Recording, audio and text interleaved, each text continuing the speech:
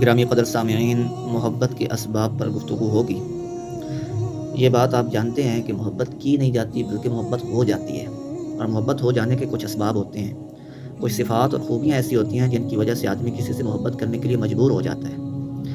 یاد رکھیے، اللہ نے یوں ہی زبردستی پیغمبر علیہ الصلوۃ والسلام سے محبت کرنے کا حکم نہیں دیا، بلکہ آپ صلی اللہ علیہ وسلم کے اندر اسباب محبت بدرجہ عدم رکھ دیے، تاکہ فطرتی طور پر ہر شخص کا میلان اور جھکاؤ آپ کی طرف ہو جائے۔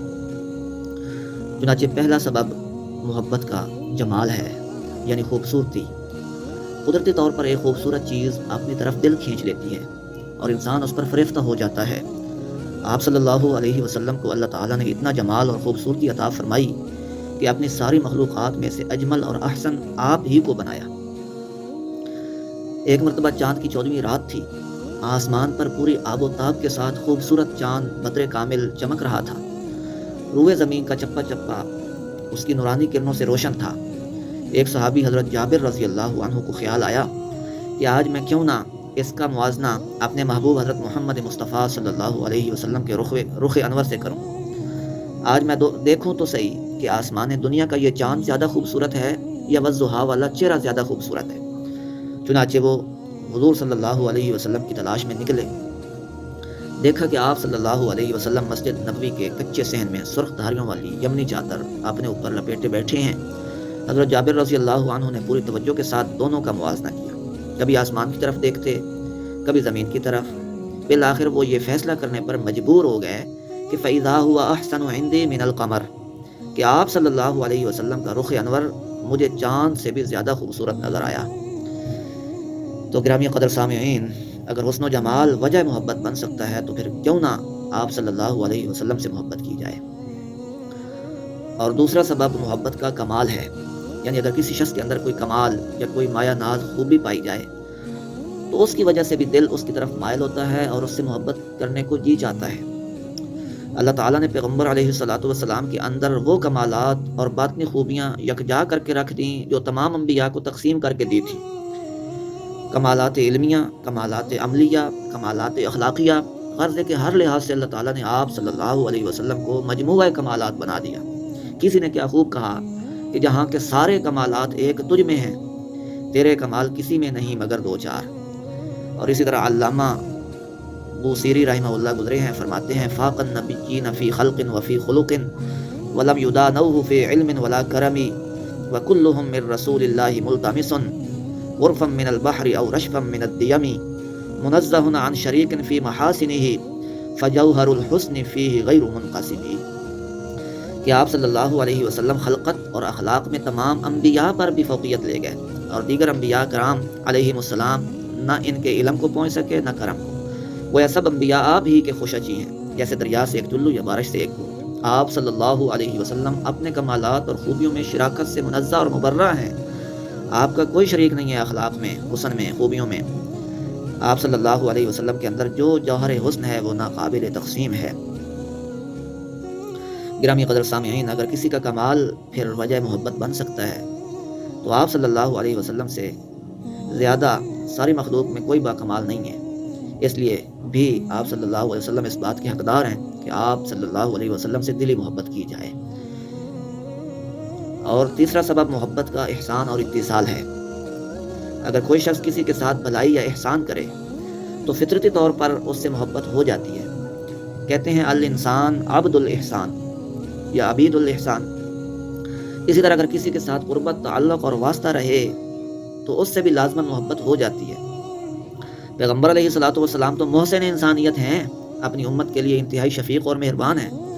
اللہ تعالیٰ نے آپ صلی اللہ علیہ وسلم کی ذات عالی کے اندر امت کے لیے اتنی رأفت اور رحمت رکھی تھی کہ امت کو اگر کوئی تکلیف پہنچے تو پیغمبر علیہ السلام اس کو برداشت نہ کر سکتے تھے۔ عزیز علیہ ما عنتم کا مفہوم یہی ہے۔ یہ شفقت اور رحمت ہی تھی کہ آپ صلی اللہ علیہ وسلم نے معراج کی رات اپنی امت کا احساس کرتے ہوئے 9 چکر لگائے اور 50 نمازوں میں سے تخفیف کروا کر 5 پر اکتفا فرمایا۔ آپ صلی اللہ علیہ وسلم تو 50 نمازوں جیسا عظیم انعام لے کر خوشی خوشی واپس تشریف لا ہی رہے تھے کہ موسیٰ علیہ السلام نے تخفیف کا مشورہ دیا۔ آپ صلی اللہ علیہ وسلم نے تعجب فرمایا کہ اتنے قیمتی انعام میں تخفیف کیوں کرواؤں؟ تو موسیٰ علیہ السلام نے جواباً ایک ہی جملہ ارشاد فرمایا کہ ان امتک لا تطیق کہ آپ کی امت ان 50 نمازوں کا تحمل نہ کر سکے گی اور مفت میں گناہ گار ہوتی رہے گی۔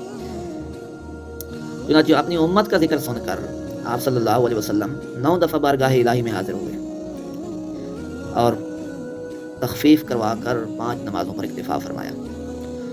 اسی طرح نماز تراویح کی بات بھی ہے کہ آپ صلی اللہ علیہ وسلم نے رمضان المبارک کے اندر 3 دن تک صحابہ کرام کی ایک کثیر تعداد کو باجماعت نماز تراویح پڑھائی، مگر چوتھے دن آپ صلی اللہ علیہ وسلم جماعت کے لیے باہر تشریف نہ لائے۔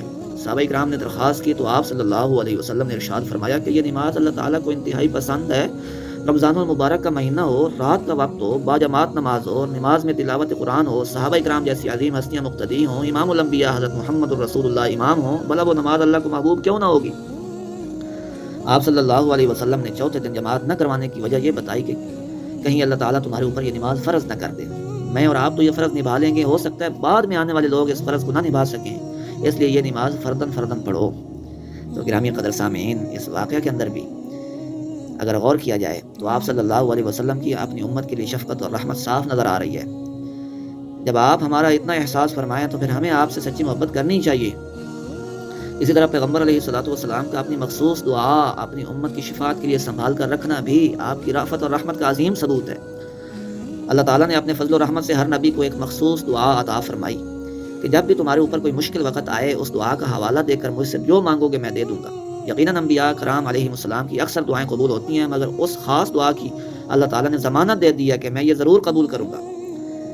چنانچہ آپ صلی اللہ علیہ وسلم نے ارشاد فرمایا کہ فتعجل کل نبی دعوتہ، کہ ہر نبی نے دنیا کے اندر اس دعا کو استعمال کر لیا۔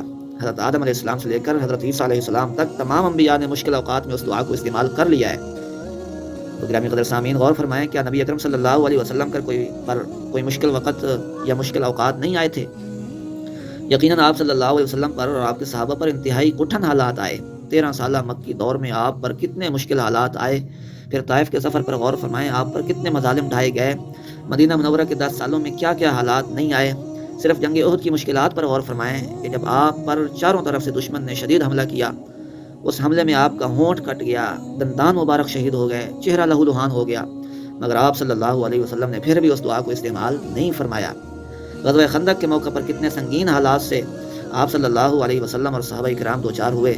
اللہ خود فرماتے ہیں اذ جاءوکم من فوقکم ومن اسفل منکم واذ زاغت الابصار وبلغت القلوب الحناجر وتظنون باللہ الظنونا هنالک ابتلی المؤمنون وزلزلوا زلزالا شدیدا۔ سورہ احزاب میں ہے کہ جب دشمن تمہارے اوپر اور نیچے کی طرف سے تم پر چڑھ آئے اور جب خوف اور دہشت کی وجہ سے تمہاری آنکھیں پتھرا گئیں اور تمہارے کلیجے منہ کو آ گئے اور خدا تعالیٰ کے بارے میں تمہیں طرح طرح کے خیالات آنے لگے، اس وقت مومن بڑی سخت آزمائش میں آ گئے اور سخت طور پر ہلائے گئے۔ یہ آپ کی مشکلات کا، صحابہ کی مشکلات کا ایک منظر پیش کیا اللہ کے قرآن نے۔ گرامی قدر سامعین، ایسے مشکل حالات میں بھی آپ صلی اللہ علیہ وسلم نے اس دعا کو استعمال نہیں فرمایا۔ ارشاد فرمایا کہ اختبأت دعوتی شفاعا لامتی الی یوم القیامہ، کہ میں نے وہ دعا قیامت کے دن تک اپنے گناہگار امتیوں کی شفاعت کے لیے چھپا کر رکھی ہوئی ہے۔ سبحان اللہ، قیامت کے دن میں ان امتیوں کے حق میں وہ دعا استعمال کروں گا۔ فَهِيَ نَائِلَةٌ إِن شَاءَ اللَّهُ مَن مَاتَ مِنْ أُمَّتِي لَا يُشْرِكْ بِاللَّهِ شَيْئًا۔ فرمایا کہ اس دعا سے یقیناً میرا ہر وہ امتی مستفید ہوگا جس نے شرک نہیں کیا ہوگا۔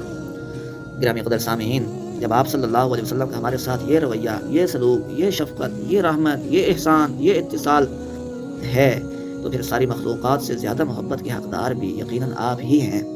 ہم آپ صلی اللہ علیہ وسلم کے احسانات کا بدلہ کبھی نہیں اتار سکتے، آپ صلی اللہ علیہ وسلم کے حقوق کی ادائیگی سے کبھی عہدہ برآ نہیں ہو سکتے۔ اس لیے چاہیے کہ ہمارے دل میں محبت مصطفیٰ ہو، زبان پر نعت مصطفیٰ ہو، اعضاء و جوارح پر اطاعت مصطفیٰ ہو، تب ہم صحیح معنوں میں غلام مصطفیٰ بنیں گے۔ وآخر دعوانا ان الحمد للہ رب العالمین۔